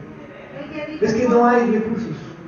¿No? Es que no hay escuelas, es que no hay más que 10 lugares y hay 20 que quieren entrar. ¿No? Bueno, eso es lo que hay que decir. No, eso sí se puede. Y sí hay presupuesto para hacerlo, independientemente de sus 500,000 que se ahorren o no de la corrupción, no sé cómo suceda, simplemente con la reorganización del presupuesto y la definición de prioridades. Estas son las prioridades y en eso se va a gastar. Entonces yo creo que no solamente va a haber el cambio de ánimo, la fiesta de la victoria en todo el país, sino que también hay cosas que el gobierno puede hacer pronto y que no dependen tampoco más que de un programa de gobierno, ¿no?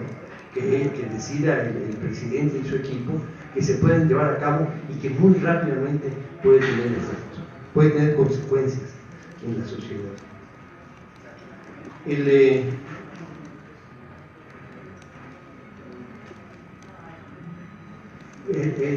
Tú hablabas de un impulso civilizatorio. Yo creo que de eso se trata. Una nueva manera de ver al país y a la sociedad, ¿no? Una nueva manera de ordenar las prioridades. Esa es la lucha ideológica en la que estamos comprometidos.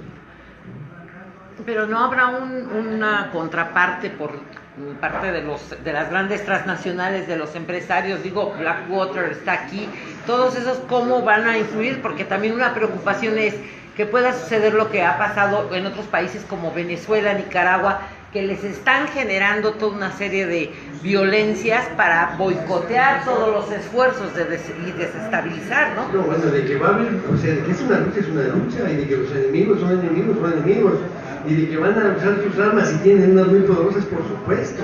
Ellos al siguiente día ya están preparando el plan, ¿no? ¿Qué? Bueno, pues creo que eso es todo. Muchas gracias.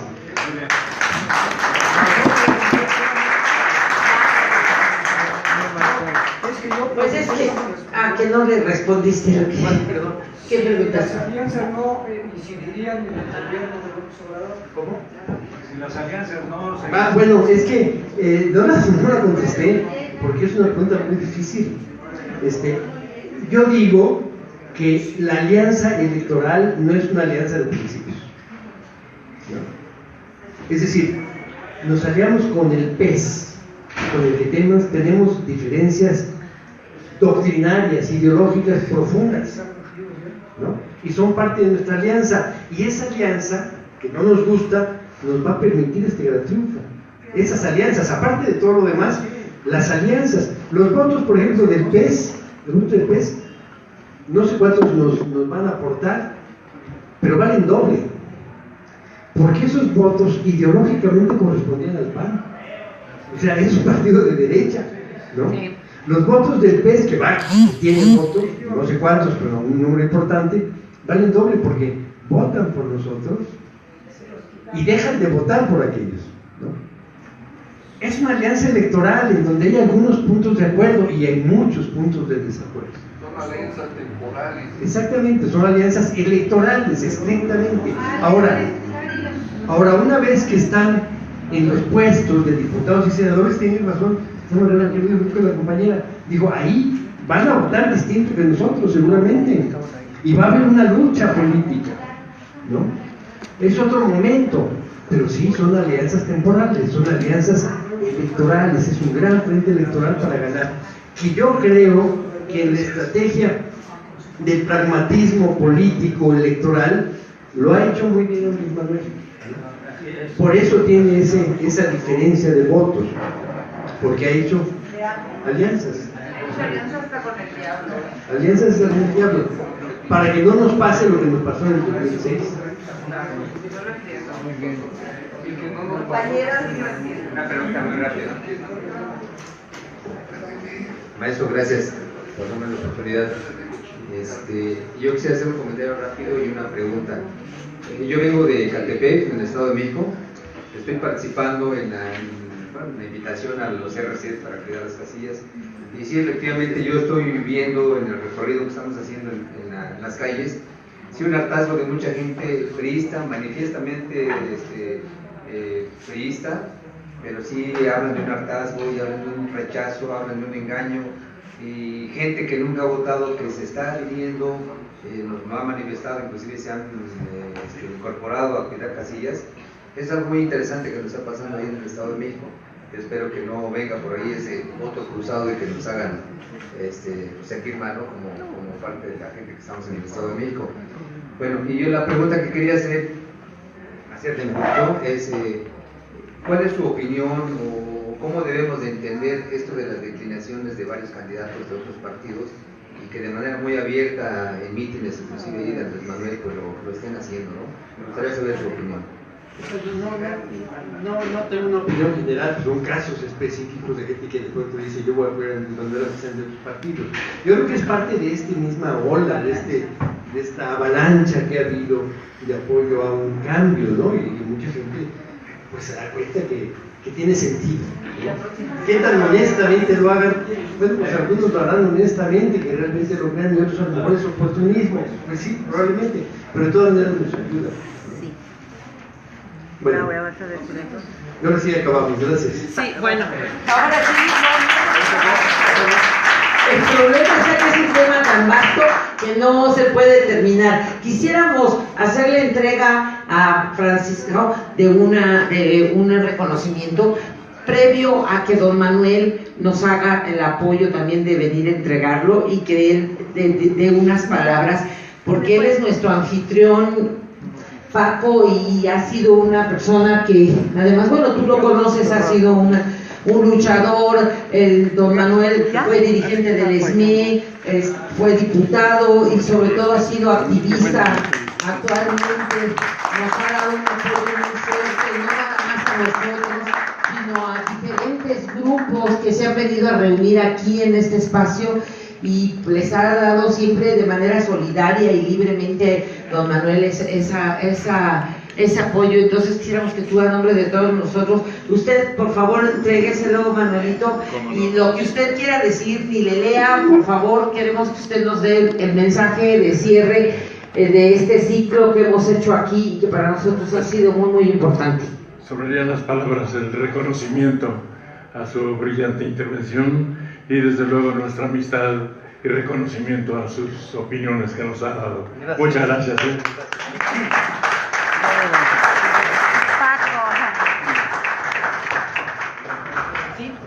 Y estimados compañeros, con profundo sentimiento puedo comunicarles algo muy lamentable.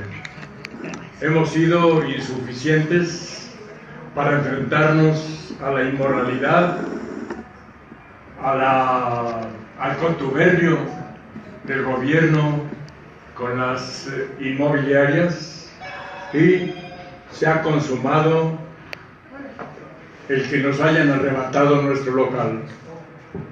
La Secretaría de Finanzas del Distrito Federal de la Ciudad de México ha enajenado este local a donde Brújula Metropolitana nos ha traído tantas satisfacciones, y la sabiduría de tantos compañeros que han coincidido con nuestras opiniones, estando aquí a exponer sus valiosísimas opiniones, compañeros. Entonces, pues, me duele mucho decir que es la última vez que nos reunimos en este local, pero queda el compromiso de que en el local que tengamos estará siempre a disposición de Brújula Metropolitana. Y gracias.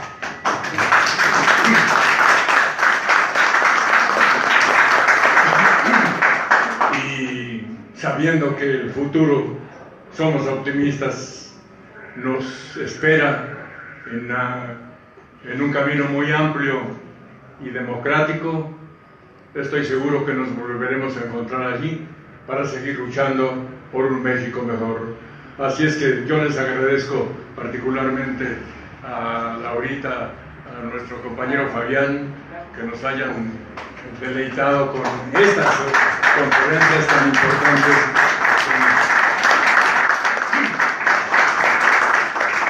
A quienes, si hubiera yo previsto, hubiera hecho también un documento de reconocimiento, pero basta con que sentimentalmente y de todo corazón tengamos el reconocimiento a nuestros queridos compañeros Fabián y Laurita, que nos han deleitado con estas conferencias y con esas pláticas tan ilustrativas en momentos tan difíciles para México.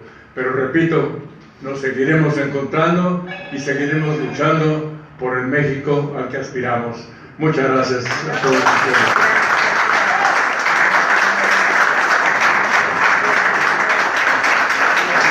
Compañeros, la verdad, yo entiendo aquí las palabras de don Manuel, las agradecemos, pero a mí sí me queda un sentimiento bastante fuerte porque este es un espacio histórico. O sea, aquí no nada más es la sede del partido del PPS que fue, sino que fue un lugar donde fue casa de Álvaro Obregón, aquí se le veló, aquí tuvieron muchas reuniones, y después el maestro Toledano también aquí fue un espacio donde él trabajó arduamente para la formación de una organización político y social que ha sido combativo. Y la verdad es muy lamentable que nadie se haya acercado por parte de los gobiernos actuales de la delegación Cuauhtémoc o de otros estados de la asamblea o algo, para tratar de por lo menos rescatar el espacio, que quede en manos de una inmobiliaria, que se deshaga la inmobiliaria de lo que va esto a representar, porque en un futuro, pues la fecha límite que tiene don Manuel para entregar aquí es el 1 de julio. Entonces, curiosamente fue muy bien planeada la fecha, el 1 de julio, pues estamos en plenas elecciones, y posteriormente se hace unos 5 o 6 meses en lo que se define, se haga entrega, que sería un tiempo que se podría ganar para que con un grupo de abogados pudieran estar viendo el pleito y defender lo que a una organización social le pertenece, ¿no? Y que en un momento dado este espacio se pudiera dar un uso mucho mejor de manera comunitaria, claro, más que convertirse en un edificio que al ratito va a ser de centro comercial o de diferentes departamentos millonarios, porque yo les apuesto que el 1 de julio don Manuel sale y entran las máquinas a derrumbar aquí, o sea, sin dar tiempo ni de que podamos interponer algo, ni mucho menos. Entonces realmente es muy lamentable, y yo sí creo que debemos de hacer por lo menos un pronunciamiento como Brújula Metropolitana y como las organizaciones que cada uno de nosotros podemos tener y pertenecer, para que pues quede constancia de que por lo menos nosotros estamos tratando de dar el apoyo a la organización de don Manuel y del PPS, que bueno, ha sido muy solidario con todos nosotros. Te agradecemos mucho. No, muchas gracias, don Manuel. De verdad, y como usted dice, siempre estaremos ahí en la lucha. Seguiremos en contacto. Sí. Bueno, pues les vuelvo a reiterar, el próximo miércoles pues no nos reuniremos porque es fin de campaña, todo el mundo va a querer ir al cierre, y por lo menos estaremos ahí todos de cuerpo presente, y la siguiente entonces ya nos veríamos en el club de periodistas. Vamos a ir a afinar ahí ya los detalles con los compañeros. Todos conocen el club de periodistas y ya hemos estado nosotros allá también en algunas otras sesiones, pero bueno, déjenme sus teléfonos los que no tienen, los correos los que les falta, y si no, pues ahí les estamos pasando la información vía Facebook, vía las redes sociales. Y pues agradecemos mucho nuestro querido compañero el abogado Francisco Estrada, quien también ha estado siempre atrás de las batallas de muchos de los colectivos y de los compañeros que aquí conforman este mazacote que es Brújula. También les manda muchos saludos y le manda su solidaridad. Ya ve que él también fue el primero en apoyarnos y metió un punto de acuerdo a la asamblea para que se tratara lo del tema de aquí. pues no vino, no le dio tiempo de venir porque anda en muchas batallas. Gracias a él fue de que se apoyó para que se les diera la salida a los jóvenes que detuvieron en el 1 de diciembre, que estaban presos por manifestarse. Entonces ha estado muy ocupado metiendo diferentes apoyos a la misma Brigada para Leer en Libertad. Nos ha estado apoyando con toda una serie de pronunciamientos y de apoyos legales. Entonces él quería venir, pero ya vi que no le dio tiempo, pero les demanda a don Manuel su apoyo solidario, y bueno, y así como muchos otros compañeros que también hoy no están aquí presentes, pero yo sé que todos quisieran estar aquí haciendo su solidaridad patente con usted. Le agradecemos mucho, de verdad. Estamos todos estos años que nos aguantó aquí solidariamente, le agradecemos nosotros mucho, con cariño. Sí. Bueno, pero pues muchas gracias, le damos un aplauso a Francisco por acompañarnos en este día tan significativo para nosotros. Ni modo, somos migrantes, todos somos migrantes. Y a propósito de migrantes, queríamos comentarles, Fabián tiene por ahí un pronunciamiento, Fabián, que quiere que, si ustedes están de acuerdo, lo hagamos público. Es un pronunciamiento que queremos sacar en la jornada o en algún lugar donde nos lo reciban, mandarlo va a haber una manifestación frente a la embajada mañana, no recuerdo, es a las 6, en la embajada de Estados Unidos, por todo el maltrato que se les está dando a los niños migrantes, la separación con sus padres. Entonces, respecto a eso, queremos hacer nosotros un pequeño manifiesto. Aquí Fabián les va a esbozar de qué se trata, y los que puedan ir, pues apoyar ese acto afuera de la embajada, pues sí estaría muy bien. A ver, compañeros, simplemente queremos compartirles esta idea. Tenemos un borrador, pero queremos compartir la idea para que en su momento, al difundirla, bueno, pues poder contar con su aprobación al respecto. Esto tiene que ver con la manera como fueron tratados los niños en Estados Unidos. Y como resultado, esto es un borrador, como resultado de la implementación de la política denominada tolerancia cero, dirigida contra los familiares migrantes arrestados en la frontera de Estados Unidos con México, que a su vez impuso la separación de sus padres de 2.342 niños migrantes para internarlos en centros de reclusión, en un inusitado acto criminal del gobierno del presidente de Estados Unidos, Donald Trump, que hoy suspendió como resultado de la indignación y la censura mundiales. Nosotros deseamos manifestar públicamente nuestro absoluto rechazo a la implementación y normalización de las políticas públicas que atentan contra la vida, la seguridad y la dignidad de las personas, de la cual denominada tolerancia cero es solo un ejemplo más, el ejemplo más reciente, pretendiendo imponer a la población de escasos recursos y más vulnerable el costo de las políticas que impulsaron la desigualdad, la inestabilidad y el desplazamiento y despojo de territorios y la violencia en América, bueno, en el norte de América. El segundo punto es la respuesta oficial del Gobierno de México en el sentido de solicitar una rectificación por parte del Gobierno de Estados Unidos es indigna porque no corresponde a los heroicos y significativos esfuerzos del pueblo mexicano a través de su historia para defender y preservar los más altos valores de nuestra sociedad.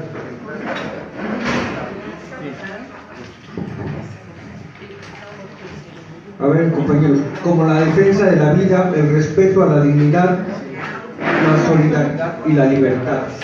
Hacemos un llamado para que se manifieste el desacuerdo con estos actos, provengan de donde provengan, con los medios al alcance, para contrarrestar las posturas que pretenden anteponer los beneficios y equilibrios en sus competencias económicas a los más altos intereses de la sociedad. Compañeros, eso es todo. Entonces, por favor, quienes estén de acuerdo, vuelvan a escucharlo. Porque... Ay, Javier.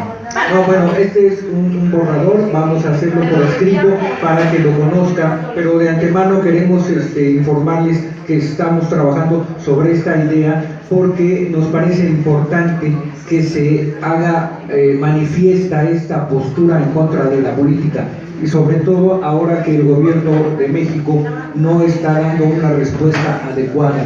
No podemos permanecer indiferentes o indolentes ante esa situación.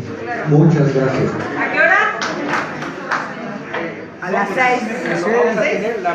Bueno, compañeros, les vamos a pedir que se vengan a tomar la última foto del recuerdo en este espacio histórico. Por favor, todos. Con Manuel, Laura. ¿Sigues grabando? Que tenga ahí entrecito, estamos grabando.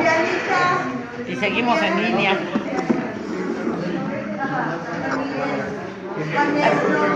Que nos acompaña con la foto. Claro, ¿cómo le pareció? Muy bien, muy bien.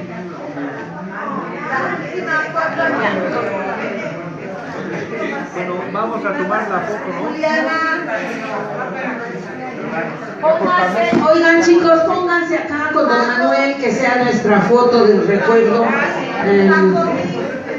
De compañeros que nos acompañan en el internet, pues estamos aquí tratando de ponernos de acuerdo. Ponernos de acuerdo para poder. Sí. Sí, jálate tu mantel.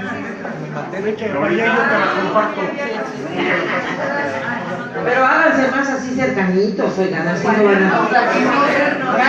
Más cercanos, más cercanos. Ahí vamos, ahí vamos. Para que se tú, Laura. Sí. Ahí vamos, ahí vamos. Aquí pongan, ahora sí que como le hace con Paco, enseñen el libro de Paco, para que todos los que los afortunados lo tuvieron. ¿Sí salimos? Sí. Pero sale esa cosa, ¿no? Otra más. A ver, espérame, Jaquito, esa botella que está enfrente. ¿No sale? Ah, no sale. ¿Salimos todos? A ver, esa botella, con esa de bellísimo. Para despedida. No me veo. Júntense un poquito más. Porque para que salga está muy grande vas acá, chicos, para acá, vente. Pero ahora sí, todos viendo hacia la cámara, niños. Don Manuel, ¿sí se ve? Claro. Que levante la mano, don Manuel. Claro que se ve. Porque luego no sale. ¿Bien? ¿Sí salió? Ok. Acá, espérense, por favor. A ver. No se muevan.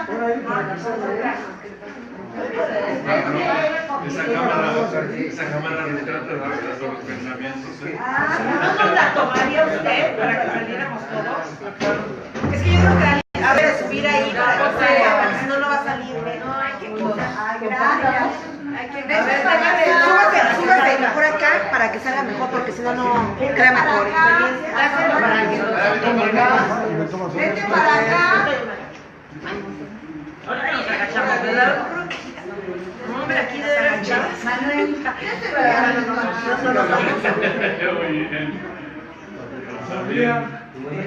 no saques la pura cara. No, estamos como que ya ganamos en la presidencia.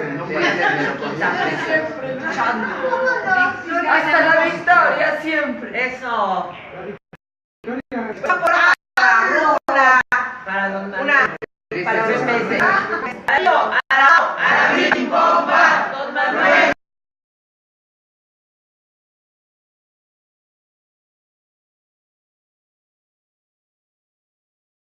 Don Manuel.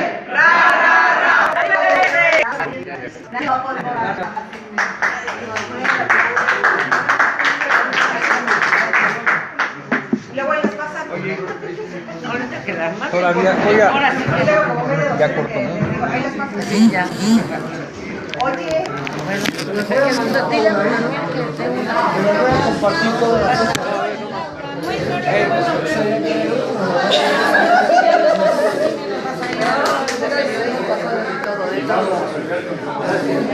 diles adiós. Un saludo y un abrazo cordial a Laurita y a Fabián, que gracias a ellos también se ha logrado mantener este círculo de estudio, de conocimiento, de debate y de evolución. Y arriba, compañeros. Para seguir con debate. Listo. Bueno, ¿Qué más muchas gracias. Muchas gracias. Unas palabras, alguien más. Ya se va a cortar esto. Carlos, ¿cómo están? A él y a Laurita, que gracias a ellos. Sorreando con la transmisión. Unas palabras. Que no me quieran. ¿Cómo no? Claro que sí. Llegué en el 2005. Antes de Cristo. Y sigue luchando. Y siempre vivo. Ahí en Mercurio. Sí. Laura, a ver, por favor. ¿Quién más? ¿Quieres dar algunas palabras para Laurita, para Fabián? ¿Cuál ha sido tu experiencia al estar presente en este círculo, en este grupo, con gente incondicional a la causa, las luchas? Y que bueno, hemos sido una semillita, y ha germinado y se ha proliferado y cada vez se extiende más. Está grabando. Está grabando. Sí, realmente. Realmente está grabando. Sí. Laurita, ¿cómo estás? ¿Qué es eso? Unas palabras para Laurita y para Fabián. Está grabando. Sí, ¿cuál ha sido tu experiencia al venir aquí? ¿Cómo ha sido tu participación en el... Bueno, sabes que yo la primera vez llegué aquí por el periódico, vi el anuncio y vine. Pero desde ese momento yo dije, esto es otro mundo. Yo estaba en otro mundo diferente, que no, es decir, que no era mi mundo. ¿Cómo estás? Venimos aquí a cerrar un ciclo, no podíamos fallar. Puro cuaderno de brocha gruesa, ¿eh?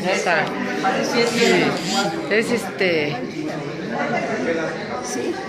Entonces, desde ese momento yo conocí a Laura y a Fabián. Me parecen unas personas extraordinarias que se dan para otra gente, para que la gente se despierte de un letargo en el que vivíamos muchos, y yo principalmente, porque estaba yo en otro mundo.